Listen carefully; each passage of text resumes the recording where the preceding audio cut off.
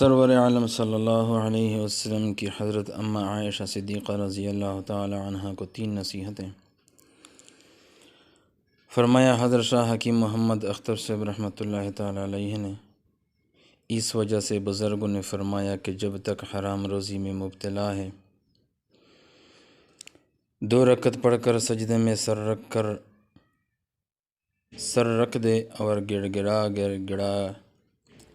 گڑا کر دعا مانگے کہ اللہ مجھے حلال روزی عطا فرما، اور صرف گڑ گڑانے ہی سے کام نہیں بنے گا بلکہ تلاش بھی کرتا رہے، ملازمت کی جگہوں پر کوشش کرتا رہے۔ اگر حرام کی آمدنی مثلاً 1000 کی ہے اور حلال کی صرف 500 کی مل رہی ہے تو فوراً چھوڑ دو۔ اب سوال یہ ہے کہ آمدنی کم ہو جائے گی تو بچوں کے پیوند لگ جائیں گے، تو سنو، اگر تمہاری اولاد کے کپڑوں پر پیوند لگ جائیں گے تو تمہاری اولاد حضرت اماں عائشہ صدیقہ رضی اللہ تعالی عنہ، حضرت بی بی فاطمہ رضی اللہ تعالی عنہ سے زیادہ قیمتی نہیں ہے۔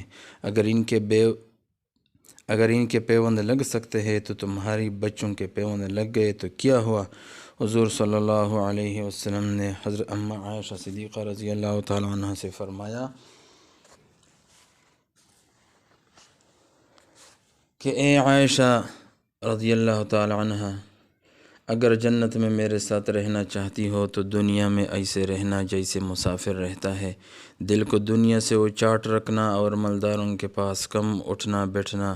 تجربہ ہے، جو لوگ مالداروں کے پاس بیٹھتے ہیں ہمیشہ ناشکری میں مبتلا رہتے ہیں۔ دیکھتے ہیں کہ اس کا بنگلہ 500 گز کا ہے، میرے پاس صرف 80 گز کا ہے، تو دل میں شیطان شکایت ڈال دیتا ہے کہ اس کو اللہ نے اتنا دیا ہے، مجھے کچھ نہیں دیا۔ اور تیسری نصیحت یہ فرمائی کہ کپڑے کو پرانا نہ سمجھنا جب تک پیوند نہ لگا لینا۔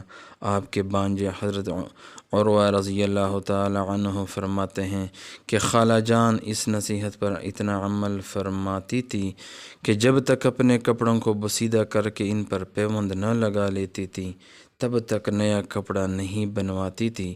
جب سخاوت کا یہ حال تھا کہ میں نے دیکھا کہ ایک مرتبہ ایک دن میں 70,000 درہم ضرورت مندوں میں تقسیم کر دیے، اور خود اس دن بھی اپنے کپڑوں میں پیوند لگا رہی تھی۔ تنبیہ الغافلین، صفحہ نمبر 313۔